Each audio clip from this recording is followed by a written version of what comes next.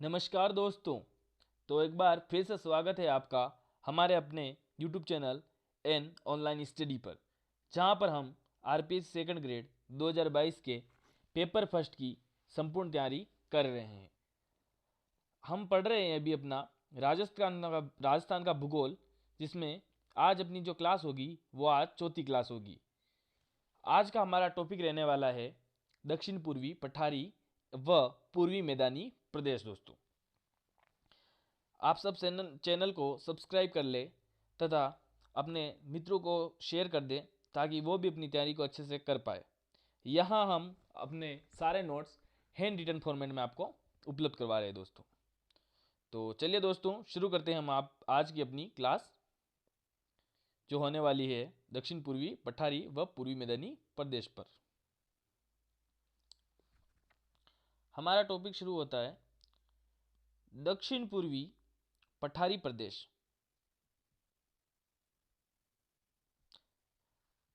राजस्थान के 7% भाग पर विस्तृत है तथा यहाँ राजस्थान की 11% जनसंख्या निवास करती है।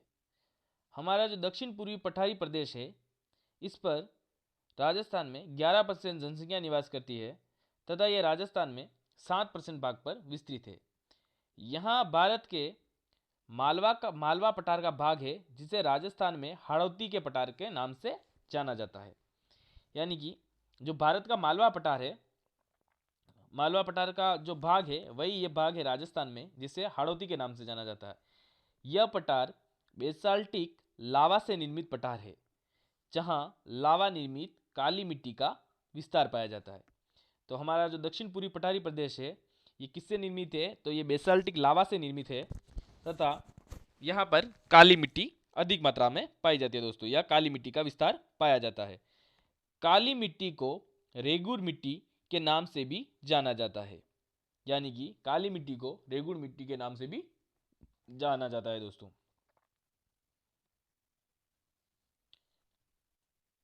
जो इस पठार का जो विस्तार है वो राजस्थान के दक्षिण पूर्वी भागों में, जहाँ जिसमें कोटा, बूंदी, बारा, झालावाड़ तथा चित्तौड़गढ़ के कुछ भाग तक ये जो पठार है, हाड़ौती का पठार, पाया जाता है।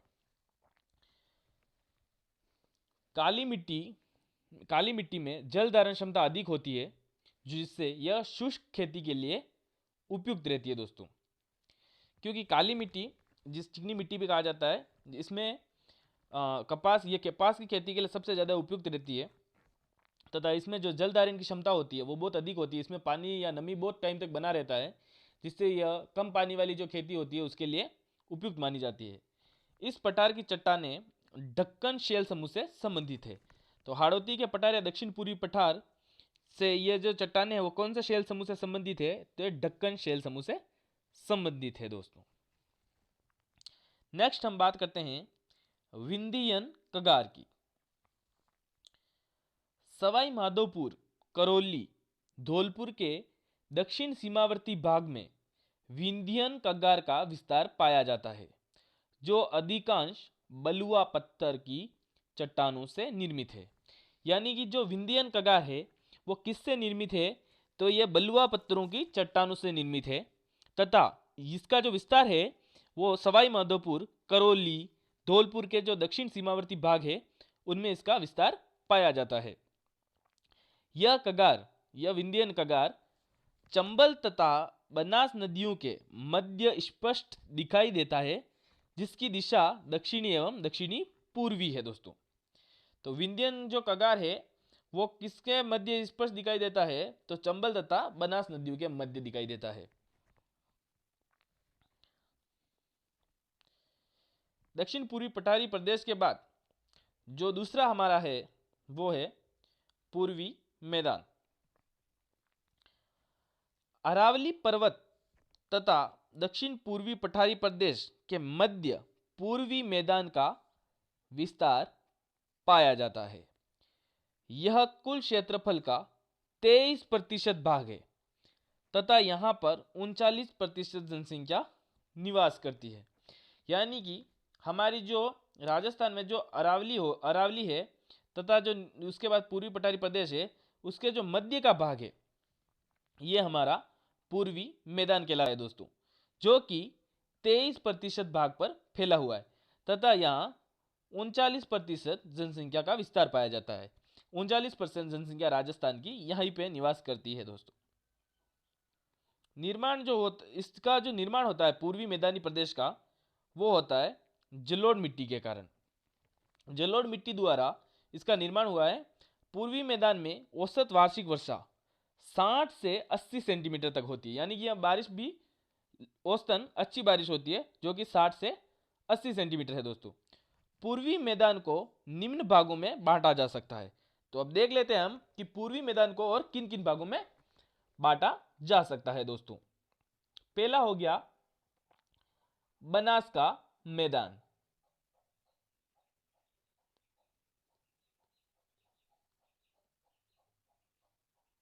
वो है बनास का मैदान। बनास का मैदान राजसमंद, भीलवाड़ा, टोंक, सवाई माधोपुर, दौसा, जयपुर, अजमेर तथा उत्तरी चित्तौड़ में पाया जाता है। यानी कि बनास मैदान का जो हमारा विस्तार है वो कहाँ से कहाँ तक है, तो यह है राजसमंद, भीलवाड़ा, टोंक, सवाई माधोपुर, दौसा, जयपुर, अजमेर तथा उत्तरी चित्तौड़, जो चित्तौड़ का उत्तरी भाग है वहां तक यह पाया जाता है।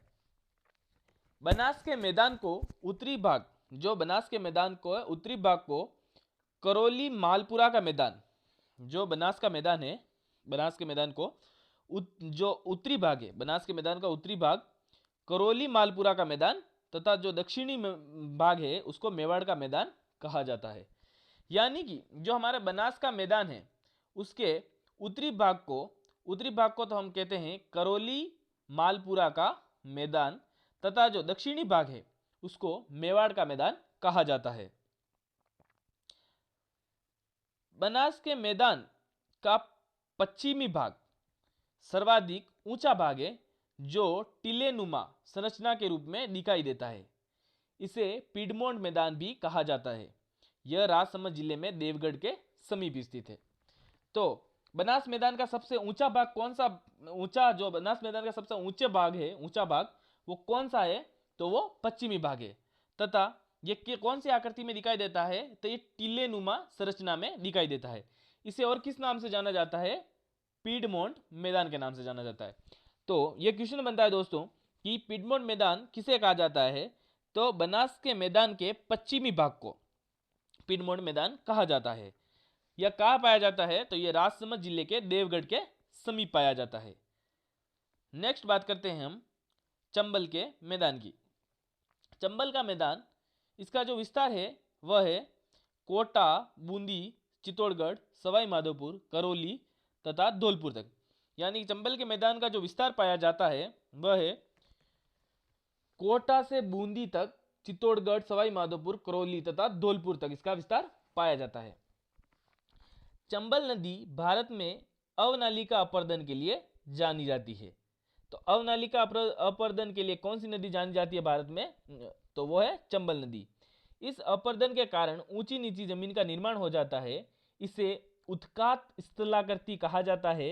इस जमीन को बीहड़ भूमि के नाम से जाना जाता है। तो बीहड़ भूमि का निर्माण कौन सी नदी करती है अपने यहाँ, तो वो चंबल नदी करती है तथा चंबल नदी को भारत में अवनालिका अपर्दन के लिए जाना जाता है। बीहड़ भूमि कैसी होती है, तो ये बहुत ही ज्यादा उत्कात भूमि होती है, मतलब उबड़ खाबड़ भूमि होती है दोस्तों। राजस्थान में जो बीहड़ भूमि है वो कहां पाई जाती है, तो राजस्थान में बीहड़ भूमि का जो विस्तार है वो सवाई माधोपुर, करौली तथा धौलपुर में पाया जाता है। नेक्स्ट हम बात करें माही के मैदान की। माही का मैदान जो है वो माही तथा उसकी सहायक नदियों के अपवाह क्षेत्र का है। यानी कि माही तथा उसकी जो सहायक नदियां हैं उनसे मिलकर उनके अपवाह क्षेत्र कौन सा मैदान कहलाता है, तो वह माही का मैदान कहलाता है, जिसका विस्तार जो है वो बांसवाड़ा, प्रतापगढ़ तथा डूंगरपुर इलाकों में पाया जाता है। तो माही के मैदान का निर्माण कौन सी नदी करती है, तो माही नदी करती है। माही और उसकी सहायक नदियां बांसवाड़गढ़ के मध्य 56 नदी नालों अथवा 26 गांवों के समूह को 56 का मैदान कहा जाता है। तो ये इंपॉर्टेंट टॉपिक है कि बांसवाड़ा व प्रतापगढ़ के मध्य 56 नदी नालों अथवा 56 गांवों के समूह को क्या कहा जाता है? तो इसे 56 का मैदान कहा जाता है। नेक्स्ट है हमारा वागवार, वागड़ या बागड़ इलाका किसे कहा जाता है? तो बांसवाड़ा व डूंगरपुर को कहा जाता है। कांठल जो इलाका है वो माही के किनारे प्रतापगढ़ का जो भूभाग है, माही नदी के किनारे प्रतापगढ़ का जो भूभाग है उसको कांठल के नाम से जाना जाता है। और जो बांगड़ है शेखावटी प्रदेश, बांगड़ शेखावटी प्रदेश को और किस नाम से जाना जाता है? तो बांगड़ के नाम से जाना जाता है। तो ये आज की हमारी क्लास थी जो कि बहुत छोटी क्लास थी। इसमें हमने पूर्वी मैदान और जो दक्षिण पूर्वी पठारी प्रदेश है उसका अध्ययन कर लिया है। ये जो है हमारे राजस्थान भूगोल की क्लासेस चल रही है, आप सब चैनल से जुड़ जाए। अब बाकी जो है वो हम नेक्स्ट क्लास में देखते हैं। धन्यवाद दोस्तों।